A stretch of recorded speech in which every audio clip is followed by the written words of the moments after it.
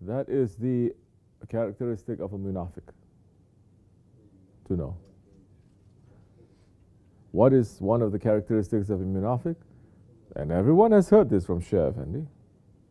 Prophet ﷺ, to begin sohbat, when he was going to begin a sohbat, to speak, he says, Bismillah. Just as he's about to begin to connect to something, you see one munafiq, one hypocrite, sitting, praying, eating, worshipping, making zikr.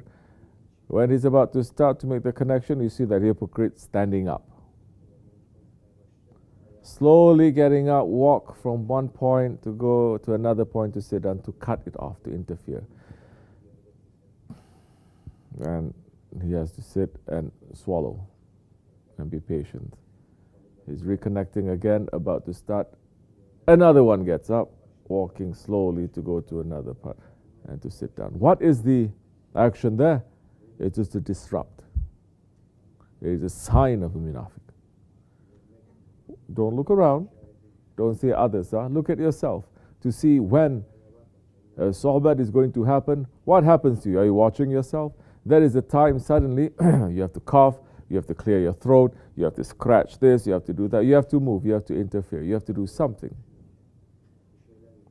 When you see that happening often enough, then tell yourself, stop. Don't move. Nothing is going to happen. So to continue, inshallah, sit down. See, still making a show. Never in all these years is sitting like that. Never. During a sohbat, now he's making a show because there are other people here. That's okay, we're going to deal with him later. So, Alhamdulillah Rabbil Alameen.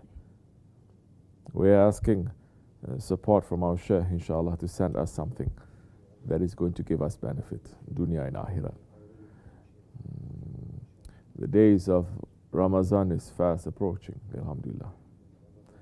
Like this or like that, in a few weeks, less than 2 weeks, we're going to welcome the month of the Prophet.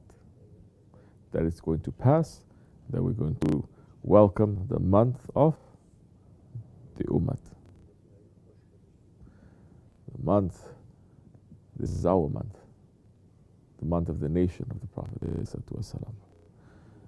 We're asking Allah subhanahu wa ta'ala to lengthen our life, inshallah, to welcome the Ramadan and to be able to worship properly and to fast properly, to think properly, and to be in the dargah, to be worshipping sincerely.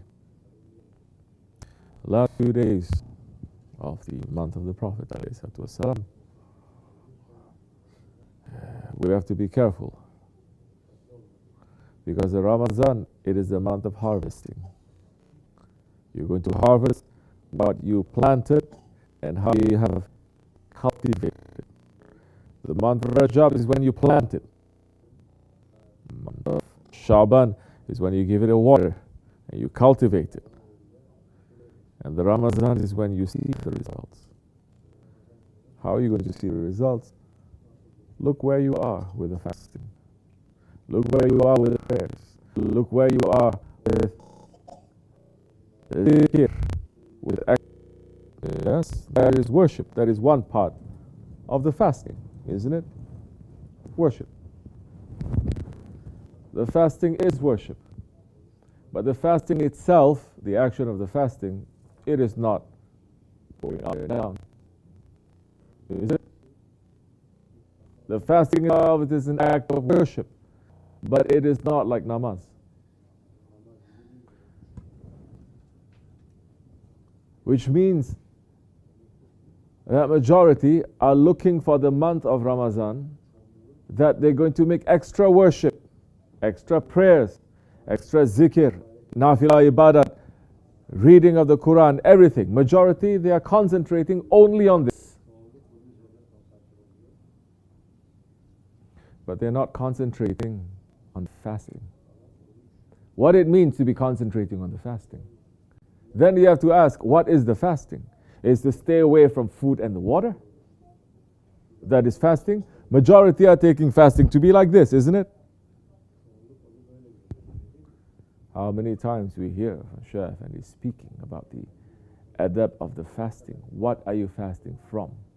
It's easy to stay away from food and drink. He says, tie a dog there and don't give it food and drink. It's also fasting. So many, they're staying away from food and water. That is also fasting. But their intention is to lose weight, to be healthy, to be this, to be that. That is not fasting. Now then, what is the fasting that we have to look into? Yes, we're not going to go so much into say, fasting of the normal people, fasting of this, fasting of that. No, this is for everyone. It concerns us. It is easy now to fast because, especially those who are keeping the fast of Rajab and Shaban, they're fasting in those months. Then entering into the month of Ramadan, it is very easy. It is not going to be such a shock to your system or to your mind or to your understanding or to your body. But what it means now, the fasting in this month of Ramadan, it is not the fasting of an animal. Now, it is a fasting, it is the control, it is a stepping on the most major part of yourself, which is what? It is our ego now we're talking about. Because of so many, they are fasting and they are worshipping nighttime. But they become the most angry people when they are fasting. They become the most impatient people when they are fasting. So when you are fasting, just staying away from food and water, it is very easy. And other kinds of activities, it is very easy. But the whole point of the fasting, it is to step on your ego. To say to your ego, now I have control over you.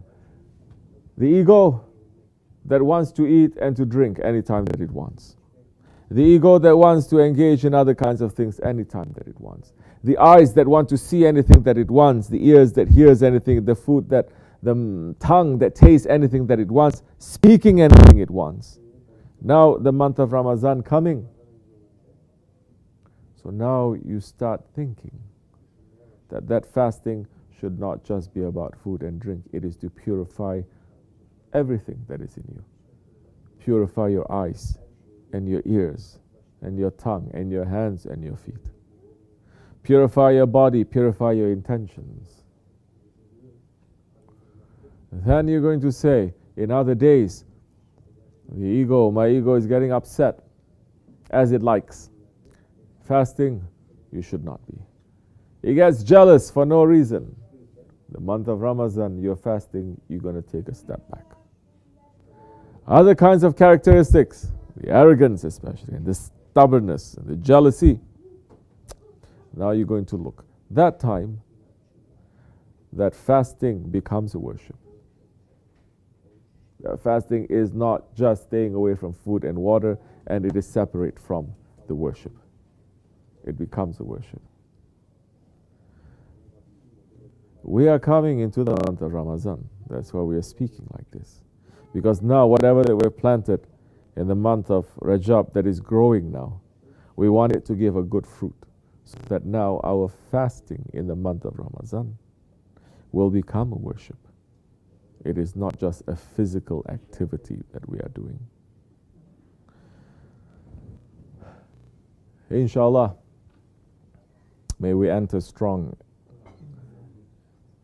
And inshallah Rahman, may the blessings of all these 3 holy months stay with us during Ramadan and after the Ramadan, to sustain us until the year. You look, people are very knowledgeable about the whole calendar, this illusion and delusion calendar. But they're not looking at the whole calendar of Islam and how Allah subhanahu wa ta'ala has put all these holy days and nights.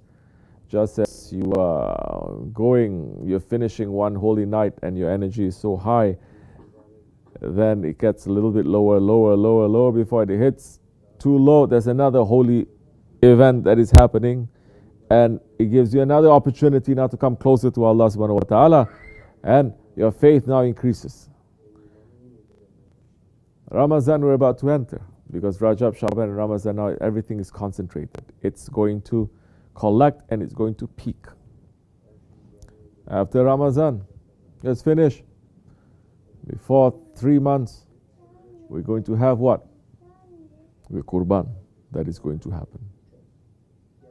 Another time now, we're going to enter a very holy season that is going to keep us now prepared. It's going to keep us prepared. Fasting in the month of Ramadan, complete one huge obligation in our religion. Then the Hajj, another huge obligation. And the Hajj, of course, Eid al-Fitr with the Zakat is also connected. Now we're looking at fulfilling very quickly the majority of our obligations in Islam. You finish the Qurban, before you know it, left and right, you're turning, and we enter into the new year of Muharram. Then you enter into the holy time of Ashura. So believers should look. After this, alhamdulillah, after this is Ramadan. After Ramadan is going to be Eid. After Eid is going to be this, is going to be this. So you're looking forward to something. You're not looking forward to what is after Christmas season. Then you're going to have Valentine's Day. Okay, after Valentine's Day, what are you going to have? Easter. Then after Easter, what do you have? Memorial Day. Memorial Day, then you enter into the summer. Then they're teaching us this schedule, and we are arranging ourselves according to this schedule in this dunya, whether we like it or we don't, isn't it? But we are putting the schedule of Allah very far away from us. We shouldn't, inshallah. May Allah keep us to be the ones who are holding and giving value to time, and not to waste it, and to put it high, inshallah, to make us to become better ones. Wa min Allahu tawfiq al-Fatiha.